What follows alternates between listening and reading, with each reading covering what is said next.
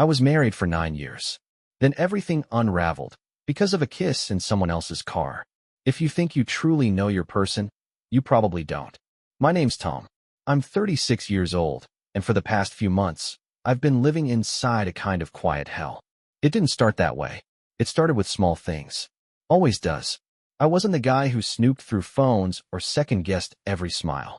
I trusted my wife. Her name is Chloe. We met in our mid-20s. She was electric. You ever meet someone who walks into a room and instantly changes the air? That was her. Everyone loved her. She had this spark, sharp wit, incredible looks, and that confidence that just dares the world to challenge her. And maybe that's what I loved most. Or feared most. Hard to say now. Our marriage wasn't perfect. No one's is. But it was stable. Or so I thought. We had a rhythm. I work in IT, mostly remote, long hours. She's in interior design, always out, meetings with clients, running errands. We didn't have kids. She didn't want any. Said she wasn't ready for years, and eventually just stopped talking about it altogether. I let it go. Looking back, I think I started feeling it in the silences. The weird kind. Not the comfortable kind couples fall into after years. This was different. Cold. Distant. Like I was talking to her, and she was hearing me, but not really listening. Like her mind was somewhere else. Or with someone else. At first, I blamed myself. Maybe I was boring. Maybe I got too comfortable, too routine. I started planning weekend getaways, little surprises, tickets to a concert she said she liked, a late dinner at her favorite place. And she went. She smiled. But it felt forced, like she was acting through a part she no longer believed in. Then came the phone thing. She used to leave her phone anywhere. On the table, kitchen counter, nightstand. Unlocked. But suddenly it was always face down. Always on silent. And when it buzzed, and it buzzed a lot more than usual, she'd pick it up like it might explode. Just one look. And then she'd put it in her pocket without saying anything. I remember one night, a Thursday, we were watching a movie. Something light, comedy, nothing special. Her phone buzzed. She jumped up like she forgot to turn off the oven or something. Went to the hallway to check it. Came back 10 minutes later saying it was a client with a crisis. But her face was flushed. Her smile forced.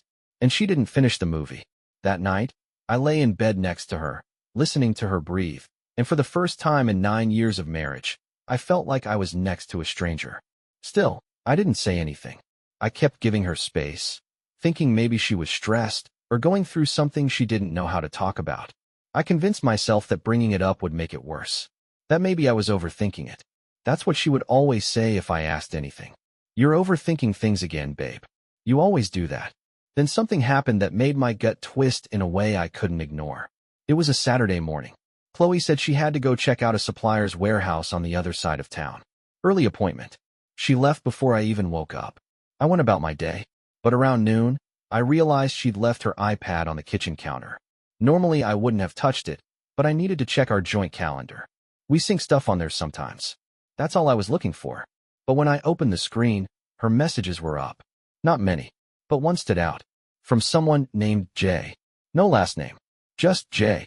Jay, last night was amazing. Couldn't stop thinking about you all morning. Jay, drive safe. Can't wait to see you again. Beautiful. I froze. My throat went dry. I stared at those words for what felt like hours. My first instinct was denial. That it was some weird joke. A friend. A prank. Something out of context. But I knew. You don't send texts like that to a client. Or a friend. And certainly not with that tone. She never mentioned a J. Not once. Not ever. And then it hit me. All the meetings. The sudden errands. The constant client emergencies. The silence. And I just sat there at the kitchen table, with sunlight coming through the blinds like it was any normal Saturday. Like my whole world hadn't just cracked open. I didn't say anything that day. Not to her. Not yet. That's the part that'll haunt me. I had the chance. I had the proof. And I still waited. Why? I wish I had an answer. Maybe I didn't want to believe it. Maybe I thought there'd be more context. Maybe, deep down, I still trusted her. But the next move I made changed everything. She told me he was just a client. So why did my gut feel like I was being buried alive in real time? I didn't say anything to Chloe that day.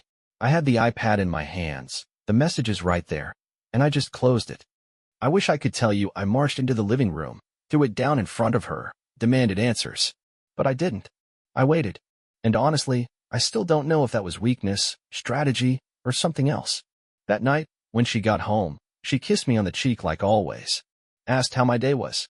I stared at her for a second too long, and she raised an eyebrow. What? She said. You look like you saw a ghost. She laughed. I didn't. Over the next few days, I started paying attention. Really paying attention. Her patterns. Her mood shifts. Her lies. And it's funny, once the glass shatters, you can't unsee the cracks. She kept getting calls from clients in the evening. Would step outside to take them. Always outside. Always away from me. She started dressing differently too. More effort. Even for simple things, picking up supplies or dropping off samples. One night, I noticed she put on perfume just to go grab gas. Gas. At 9:40 p.m. So I did something I never thought I'd do. I went to the garage, pulled down a little plastic bin from the top shelf, and inside, buried under a mess of old chargers and USB cables, I found the GPS tracker my buddy Josh gave me years ago. We joked about it at the time. I never even activated it. Until now. I charged it overnight. The next morning, Chloe said she had to drive across town to meet a new client about a showroom remodel. I nodded, kissed her goodbye, and followed her out with the trash.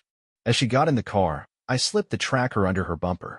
That afternoon, I watched her car sit motionless in some random suburban neighborhood for 2 hours. Not a showroom. Not an office building. Just a quiet residential street. I looked it up. No businesses, no design firms. Just a cul-de-sac with identical houses and well-trimmed lawns.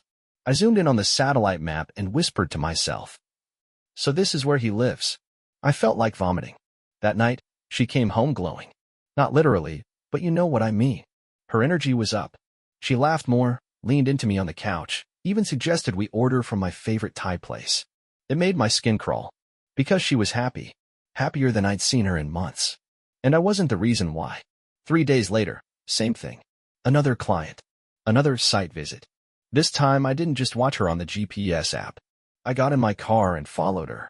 I didn't park too close, just far enough down the street to see her car. I watched her walk up the driveway of that same beige house with the tiny porch and blue mailbox. And then, he opened the door. Tall. Mid-40s. Bearded. Wore a black baseball cap. I couldn't see much else, but I saw her smile.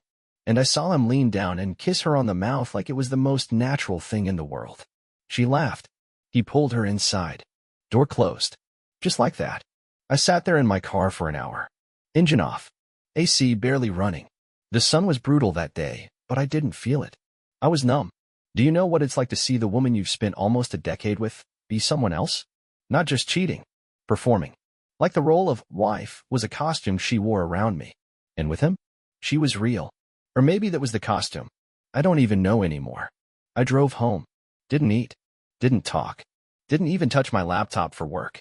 Just lay on the bed and stared at the ceiling until night fell. When she came home, she acted like nothing happened. Sat down next to me. Told me about the client's budget and how this one could be a huge project. I turned to her and said it for the first time. What's his name, Chloe? She blinked. Who? The guy you're seeing. You know. The one who lives on Valley Ridge Court. Blue mailbox. Bearded. Drives a black Honda. The silence that followed. I'll never forget it. She didn't deny it right away. Her eyes flinched. Then she straightened up. Are you spying on me now? Her voice got sharp. Not scared or angry. Like I was the problem. Jesus, Tom. Do you seriously not trust me at all? You're tracking my car now? You know how sick that is. I just stared at her. She kept going. It's a client. You're being paranoid. I've had enough of this crap. You're suffocating me. You're suffocating me. She actually said that. And you know what? I didn't yell. I didn't cry. I just stood up, walked to my desk, opened the drawer, and pulled out a manila folder. Inside was a printed copy of the GPS logs. The dates. The times. The addresses. I slid it across the coffee table. She looked down. Read the first page. Then she got up, grabbed her keys, and left. Didn't say a word. That was 4 days ago. She hasn't come home since. No texts. No calls. No. I'm sorry. Just silence. But I'm not done. Because the next morning, I found out something that broke the final piece of whatever was left inside me. When something breaks, you hear the snap. But what about when someone fades? The first morning I woke up truly alone. The silence didn't scream, it whispered. No footsteps. No humming. Just quiet. Her toothbrush was gone. Her pillow still had the faint curve of her head. I poured 1 cup of coffee, reached for her mug, then froze. Set it down. Couldn't use it. I didn't go to work that day. Or the next. I walked, aimlessly. Wandered grocery aisles without buying anything. Stared at strangers like they knew something I didn't. I wasn't mourning her. I was mourning who I thought I was with her. The house felt bigger. Too big. The walls echoed. The fridge still had her favorite yogurt, untouched. Her shoes still sat by the door like she might walk in any minute. I found one of her sweaters under the bed. The soft beige one she used to curl up in when she was cold. I held it for too long. Then folded it and placed it in a box I wasn't ready to label. 3 days in, I got a Facebook message request from someone named Natalie M. No mutual friends. Profile pic. Golden Retriever. Hi Tom. I knew Chloe before you two got married. There's something I think you should know. At first, I ignored it. Then she followed up. She did this before. A lot. And I think you deserve to hear the truth. I gave her my number. She called. Her voice was steady. She didn't hesitate. We were college roommates. Chloe had a pattern. She'd fall in love, get bored, cheat, leave, and then blame the guy. Every time. He was too rigid. He was emotionally dull. Always some excuse. I asked how she knew about me. Mutual friends saw what happened on Instagram. I debated for weeks. But you seemed like the kind of guy who wouldn't see it coming. Just like the last ones. She told me about a guy named Matt. And another named Kevin. One was an engineering major, the other a youth counselor. Both were left blindsided. Both thought they'd found the one. Chloe had moved in with Matt and ghosted him 2 months later. She's magnetic, Natalie said. But she doesn't stay. She always finds a way to make herself the victim. Something in me broke open. Not from pain, from validation. Thank you, I said. And I meant it. That night I couldn't sleep. I stayed up writing. Not journaling. Just cataloging. Every lie Chloe had told me. Every red flag I missed. The late meetings. The new perfume. The sudden defensiveness. The time she accused me of being cold, 3 days after her affair had clearly begun. It was like connecting stars into constellations. Patterns I hadn't seen. Patterns I didn't want to see. I started therapy. My therapist Alan wore thick-rimmed glasses and spoke like a man who hated small talk. I like that. You're not grieving her, he said during our second session. You're grieving the person you thought she was. He was right. And I hated how much I needed to hear that. He asked me about the early days. How we met. Why I married her. She was vibrant. Wild. I thought I needed that. I thought it meant balance. So she gave you chaos. And you gave her stability. Exactly. And now that's gone. What do you think is left of you? That question sat with me long after the session ended. A week later, Chloe texted. Can we meet? One last time. I stared at the message. I didn't owe her anything. But something in me needed to see her one more time to prove to myself it was really over. We met at the park near her favorite bookstore. Neutral ground. Late afternoon. The sky overcast like a closing curtain. She looked different. Smaller. Like someone had deflated the fantasy. I'm sorry, she said. Not to fix anything. Just to say it. I nodded. Waited. He's not who I thought. Or maybe I'm not who I thought. You didn't slip, Chloe. You left. In pieces. And I waited. Her eyes filled. But I didn't move. You didn't deserve how I handled it, she whispered. No, I didn't. We sat in silence. Ducks moved across the water nearby. A child tossed bread at them, laughing. I watched, wondering how something so normal could still exist. I miss who we were, she said softly. I don't. Because that version of us wasn't real. She looked down. We both knew it was true. When we stood to leave, she said, I really did love you, you know. I didn't reply. Because love, real love, doesn't erase someone like that. Sometimes, the moment you start healing is the same moment the past knocks on your door. After that last meeting with Chloe, something shifted. Not like flipping a switch, but like thawing ice, slow, almost imperceptible. But real. I stopped checking her location. I stopped staring at the door. I stopped replaying conversations in my head like I could rewrite the ending. Instead, I started showing up for myself. It was little things at first. I cleaned out the closet. Not just her things, but mine too, clothes I hadn't worn in years, boxes of papers, old junk I didn't even remember owning. I scrubbed the fridge. I threw out expired condiments, wiped down the shelves, reorganized the drawers. I reclaimed my space. And it felt good. Not amazing. Not liberating. Just clean. Alan, my therapist, had me write letters. To her. To myself. To the version of me that let everything slide. I didn't send them, but I wrote them. In one I wrote, "I don't hate you. I hate that I loved you through things I should have walked away from." Another one said, "I kept thinking you'd come back, but I never asked if I even wanted you to." It helped. One day Alan asked, if Chloe had never cheated, if she'd just stayed cold, distant, how long would you have stayed? I didn't answer. Not because I didn't know, but because I did. 3 weeks passed. Work picked up. I started jogging again. Bought a used guitar from a guy on Craigslist and started teaching myself chords off YouTube. It wasn't about distraction. It was about reconstruction. I wasn't trying to be who I was before her. I was trying to figure out who I never got to be while I was with her. And I was starting to like that guy. Then came the email. I was making dinner. Pasta, nothing fancy, when the notification pinged on my phone. The subject line was simple. Question about Chloe. It was from someone named Maya Jennings. The message read, "Hi Tom. You don't know me, but I recently started seeing someone named Chloe. I came across your name accidentally, and I just have a weird feeling about a few things she's said. I know this is strange, but would you be open to a quick call? I swear I'm not crazy." For a second, I thought it was a prank. Or spam. Or worse, Chloe playing some kind of twisted game. But curiosity won. I replied. We set a time. She called later that evening. Maya's voice was cautious. Warm, but guarded. "I hope this isn't too weird. I started dating Chloe about a month ago. She told me she was newly separated. Said her ex was obsessive, controlling, emotionally unavailable." I let out a quiet laugh. "Yeah, that's the script. So it's not true." "No, it's not." I gave her the short version. The lies. The affair. The manipulation. The gaslighting. She didn't interrupt. Just listened. Carefully. She said you cheated on her. That you were cold. That she finally found someone who let her be herself. I felt sick. Not surprised. But sick. "I'm sorry," Maya said. "I just had a gut feeling. Something about the way she talks about the past. It always felt rehearsed." I thanked her for reaching out. Told her she didn't owe me anything, but I appreciated the honesty. Before she hung up, she said, "I think you're the first real version of Chloe I've ever heard." After that call, I didn't spiral. I didn't even feel angry. I just felt done. Not defeated. Not bitter. Just finished. Chloe wasn't mine to fix. And I wasn't hers to ruin. Weeks turned into months. I finished the divorce paperwork. I started going out more. Nothing wild. Coffee shops, bookstores, long drives with music blasting, and no destination. One day, I took a different route home and ended up in a part of town I hadn't been to since we were first dating. There was a small cafe we used to visit.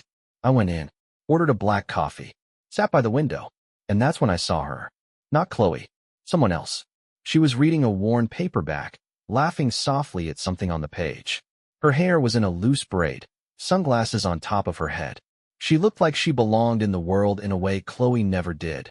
Naturally, comfortably. We made eye contact. She smiled. I smiled back. And for the first time in what felt like years, I didn't think about Chloe. I didn't compare. I didn't brace myself. I just felt present. We didn't talk that day, but I went back a week later. And she was there again. This time, she said hello. Her name was Erin. We talked about books, then coffee, then nothing in particular.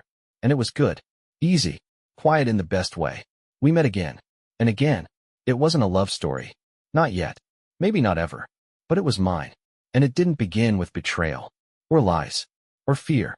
It began with coffee. With a clean slate. With me. Healing is messy. Especially when the past doesn't stay buried. It had been almost 6 months since Chloe walked out. 6 months of therapy, rebuilding, quiet mornings, and intentional evenings. 6 months of learning how to sit with myself, without needing her to fill the silence. Erin and I had grown closer, but carefully. Nothing official. Just shared space, coffees, bookstore strolls, the occasional movie night that didn't end with expectations. It wasn't a rebound. It was something gentler. Real. I thought I was past the point of being surprised. Until Chloe showed up. It was a Saturday morning. Erin and I were at the farmer's market, walking between stalls of honey jars and handmade soaps. We weren't holding hands. Just walking. Comfortable. Easy. I saw her before she saw me. Chloe. Same stride. Same sunglasses. But something was off. She looked thinner. Sharper around the edges. Like someone who'd been living in bad lighting for too long. She froze when our eyes met. Her mouth opened slightly, but no words came out. Her gaze flicked to Erin, then back to me. I nodded. A simple gesture. She blinked, turned, and walked away.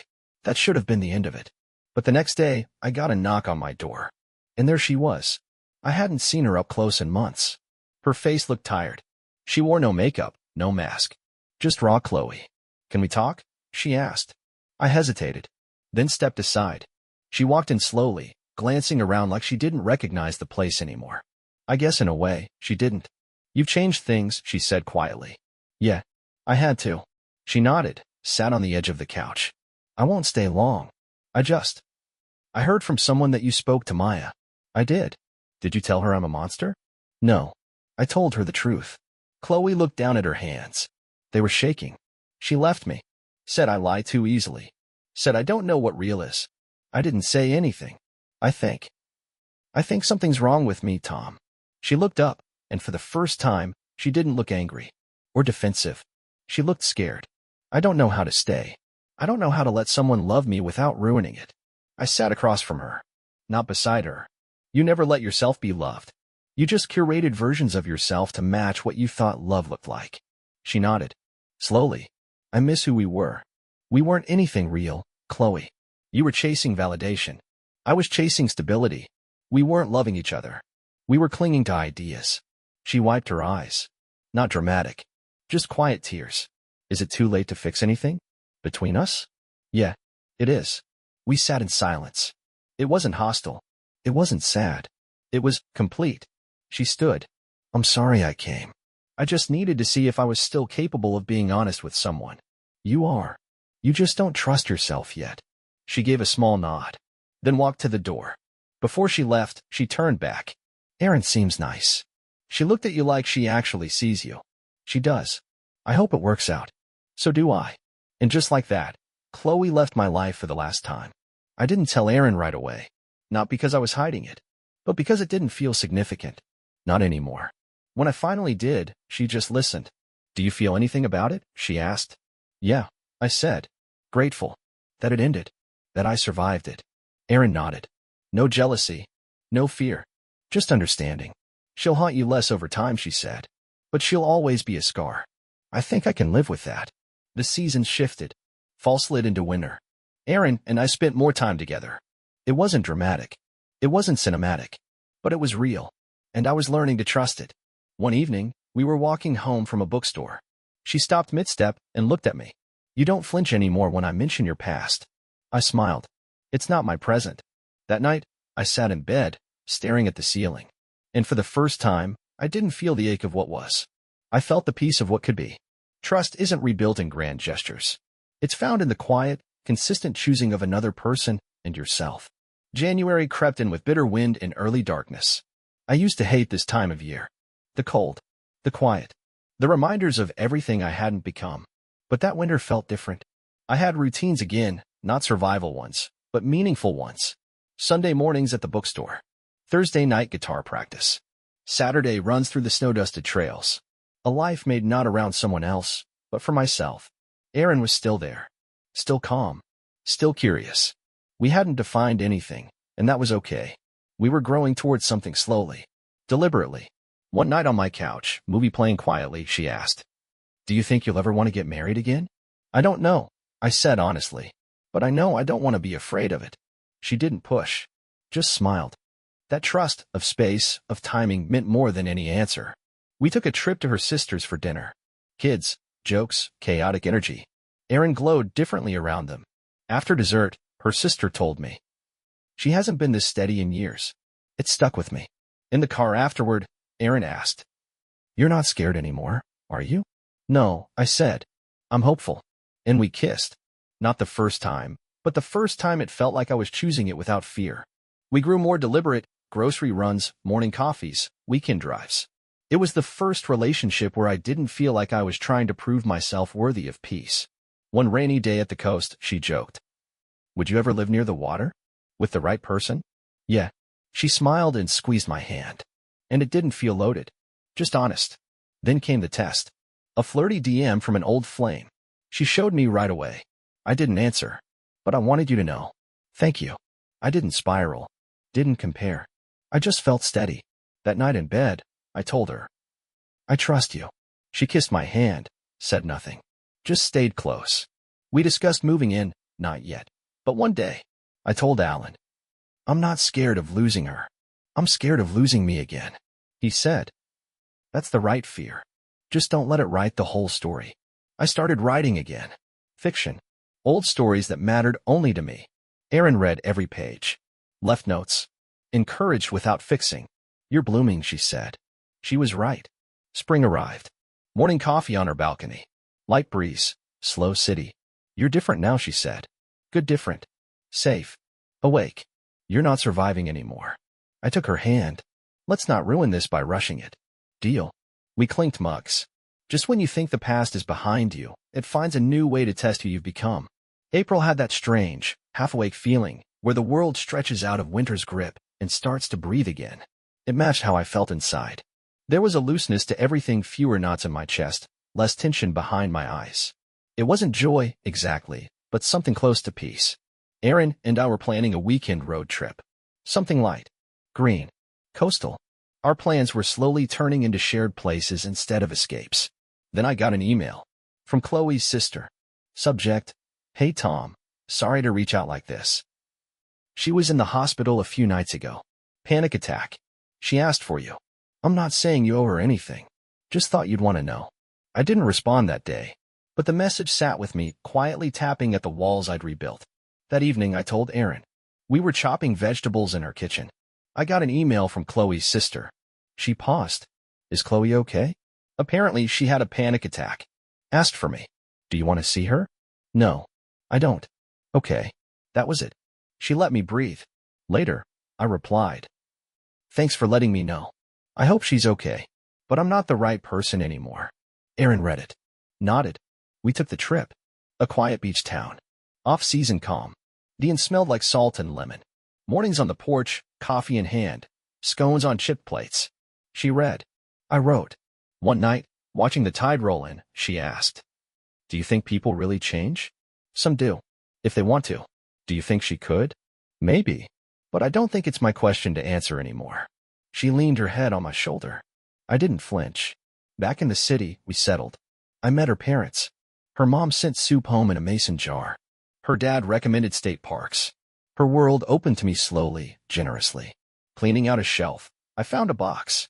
Inside, photo strip, broken bracelet, 2 old cards. I mailed the photo to Chloe. No note. Trivia nights. Laughter. Rainy walks home. Her tea in my cabinet. Her sweater in my closet. Slippers by the door. Do you think you'll talk to her again? Erin asked. I hope not. Not out of anger? Out of peace. Then, a letter. Chloe's handwriting. I opened it slowly. I'm not asking for anything. Just needed to say I'm sorry. For all of it. I'm starting therapy. I don't expect anything from you. I just wanted you to know. I folded it. Placed it in a drawer. That night at the window. You okay? Erin asked. She wrote me. What did she say? That she's sorry. That she's trying. And what do you feel? Relieved. I don't need anything from her anymore. She smiled. That's freedom. Love doesn't grow where it's safe. It grows where people show up scared. Anyway, May came with warm evenings and lilac wind. I remember walking home from the corner store with Erin, a baguette under one arm and a bottle of wine clinking gently in the other. She was laughing about a podcast, the kind of laugh that starts in the stomach. Full. Free. I didn't say much. Just watched her. So present. So alive. It still amazed me how someone could feel like a home you hadn't realized you were missing. When we got back to her apartment, she reached into her bag and handed me a small envelope. My name was written in her looping handwriting. Open it later, she said. Not now. She smiled. Kissed me on the cheek. Then went to pour the wine. I slipped the envelope into my coat pocket. Later that night, when I got home, I opened it. Inside was a photo, a Polaroid we'd taken during that beach trip. She was laughing in the frame, hair tangled by the wind, holding my hand. On the back, she'd written, if we ever get lost, I hope this reminds us what it felt like to be found. I sat down slowly, pressed the photo against my chest and exhaled. Things between us weren't perfect, but they were honest. We disagreed about things. She liked mornings. I needed silence before noon. She loved hiking. I hated bugs. But every argument ended in laughter or listening. There was no scoreboard. Just 2 people trying. One afternoon, she showed up at my door with a bag of groceries and said, "Let's cook something complicated and make a mess." We made butternut squash risotto. It was a disaster. Rice everywhere. But we danced in the kitchen while it burned, and when we finally sat down to eat what was salvageable, I felt something shift in me. I realized I didn't miss the way things had been. Not the quiet self-erasure. Not the constant scanning for cracks in the foundation. With Erin, I wasn't building over fear. I was building from joy. Then one evening, over dinner, she said, "There's something I want to talk to you about. Not urgent, but important." I nodded. Waited. She took a breath. I got offered a job. A big one. In Seattle. The fork froze halfway to my mouth. Oh, it wouldn't start until fall. I haven't said yes. I haven't said no. But it would mean moving. It's everything I've worked for. I set the fork down. "How long have you known?" "A week." "I didn't want to drop it on you. I wanted to sit with it first." "And what do you want?" She looked at me. I soft, but steady. "I want to take it. But I want to know if we'd still be, we." I didn't answer right away. Because I didn't know. That night, I lay awake staring at the ceiling. Old fears came back, dressed in new clothes. Could I do long distance? Would it change us? Was I strong enough now to hold on to love, even if it stretched across states? But underneath the questions was something quieter. Calmer. I trusted her. And I trusted me. 2 days later, I asked her to meet me at the same park where we first kissed. She was already there, sitting on a bench, her coat pulled tight against the wind. I sat down beside her, handed her a small envelope. Her name on it, in my handwriting. "Open it later," I said. She smiled. "Deal." We sat there in silence, watching birds hop along the path. No rush. No pressure. "Take the job," I said finally. "And let's try. Not because we have to, but because I want to." She looked at me surprised. "You're sure?" "No. But I'm not scared. That's enough for me." Later, she texted me a photo of what I'd written inside the envelope. It was the same Polaroid. On the back, I'd written, "If we're brave, distance won't break us. Only silence will." The next few weeks were filled with plans. Calendars. Visit schedules. Shared playlists for late-night phone calls. But also real conversations. About what scared us. What we needed. What we were willing to give. "I don't need constant texts," I told her. "But I do need consistency. I don't need grand gestures," she said. "But I do need to know I still matter when life gets busy." We didn't promise forever. We promised effort. And that felt more real than any vow I'd said before. One evening, I stood in my kitchen, holding my phone, rereading a message from her. "I miss you already. But I feel like we're doing something brave." That word again. Brave. I thought about Chloe. About the boy I used to be, the one who stayed silent, stayed small. Who tried to earn love by disappearing. He wouldn't have known how to do this. But I wasn't him anymore. Real love doesn't rescue you. It meets you at the edge and walks beside you as you choose yourself. The day Erin left for Seattle was bright and clear. No symbolism. No ominous clouds. Just the clean, ordinary sky of a new chapter. I stood with her on the platform at the station, her suitcase by her side, and her hand still wrapped in mine. "Text me when you land," I said. "You'll be the first." We hugged. Not tightly, not desperately, just long enough. Then she turned, boarded the train, and was gone. I stood there until the train was a distant hum. Then I walked home. Not heavy, not hollow, just quiet. Long distance wasn't easy. There were dropped calls, late replies, days where we each felt the weight of absence. But we showed up. We scheduled video calls around work meetings. We mailed each other little things, books, snacks, and side jokes in envelopes. Every other month, one of us would fly. I learned the layout of her new apartment. She memorized the corner of my living room where the light came in just right. Sometimes we'd fight, but differently now. Less panic, more curiosity, more honesty. "I miss you," I'd say. "Me too, but we're still here." And that meant everything. In the background of this new rhythm, life moved forward. I published a short story, got a promotion, spent more time with Josh again. We met for coffee every couple weeks, laughed about the old days, talked about what mattered now. One night, I told him everything. "I didn't know I could do this," I admitted. "You didn't have to," he said. "You just had to let it happen." That's the difference. Chloe never wrote again. No more letters. No emails. Just a final silence, and this time, it was the kind that settled like dust, not storm. I thought of her sometimes. Not in pain. Not with regret. Just as a part of the story. A necessary breaking so something new could grow. That was the thing about broken silence. Once you stop filling it with noise, you start hearing the truth underneath. By late fall, Erin and I had a rhythm. She called one night and said, "What would you think about Christmas in Seattle? Only if you let me cook." Deal. But I'm picking the wine. Fair. I flew in on the 22nd. She met me at the airport wearing the scarf I gave her. We didn't run to each other. We didn't do dramatic airport kisses. We just smiled, the way people do when they already know they're home. Her apartment was small but cozy. She'd framed the Polaroid.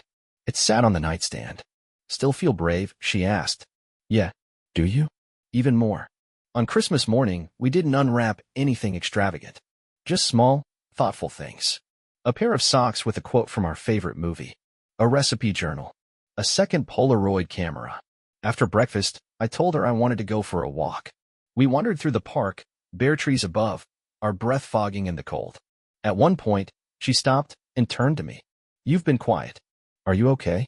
"Yeah. Just thinking about how I used to think love was supposed to fix everything, and how now I think it's just supposed to witness it." She smiled. "That's a better definition."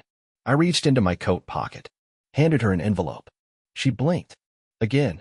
"Last one." She opened it. Inside was a new photo, us, laughing in her kitchen, mid-dishwashing battle, water on the lens. On the back, I'd written, "Let's not promise forever. Let's promise today. And then tomorrow, we'll do it again." She folded the photo gently, slipped it into her pocket. Then she kissed me. "Let's go home," she whispered. And we did. The end. Thank you for walking through this story, for witnessing Tom's silence, his breaking, and the love he finally chose, not out of need, but from freedom.